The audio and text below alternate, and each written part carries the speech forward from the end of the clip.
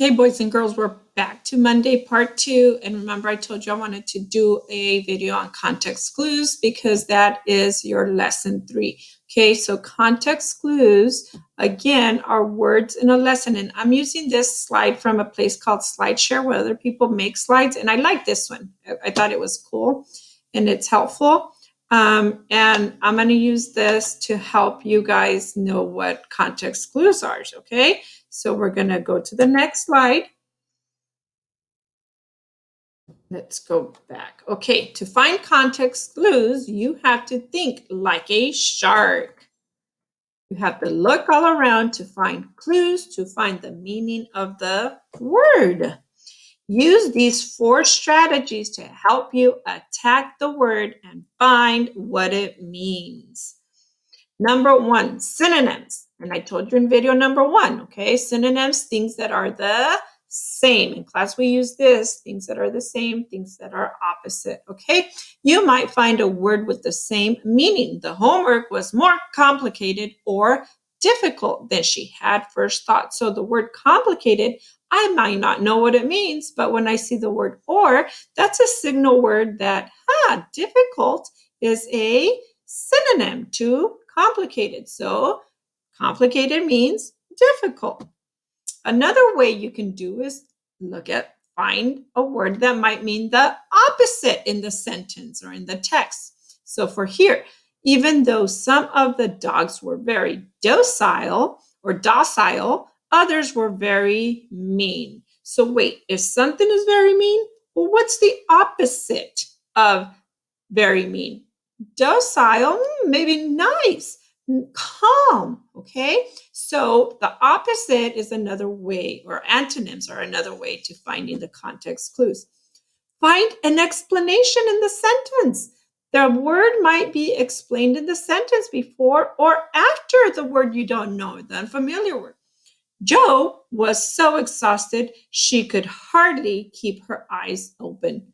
So does exhausted mean that she can't keep her eyes open? Boys and girls, that when you're in class and you were not paying attention because you were so exhausted, oh, I remember you were tired. So maybe exhausted, when it means you can't keep your eyes open, means that you're very tired.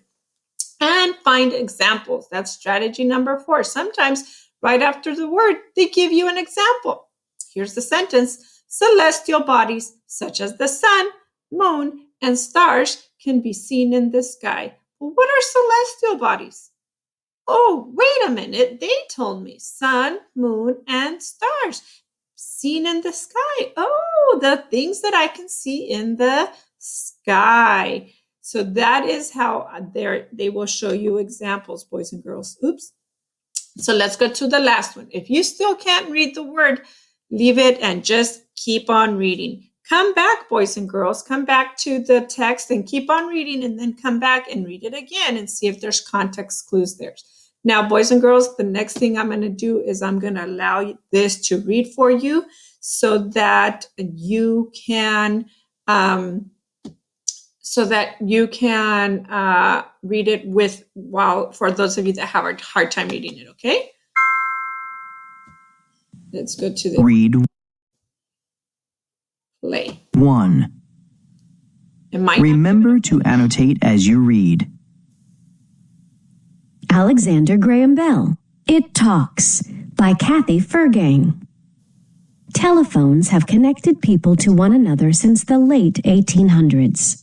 Alexander Graham Bell invented this important communication tool. Bell was born in Scotland in 1847. His mother was deaf. This made Bell want to learn all about sound.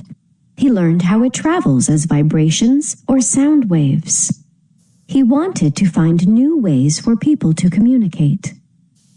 As an adult, Bell taught at several schools for deaf students in Boston. His wife was also deaf. All the while, he kept learning more about how sound works. He also studied the human voice. Bell dreamed that people would one day talk with electricity. Okay, boys and girls, I'm going to pause because this video is going to end. You finish reading the rest of it, underline the context clues by annotating, okay? And tomorrow we will be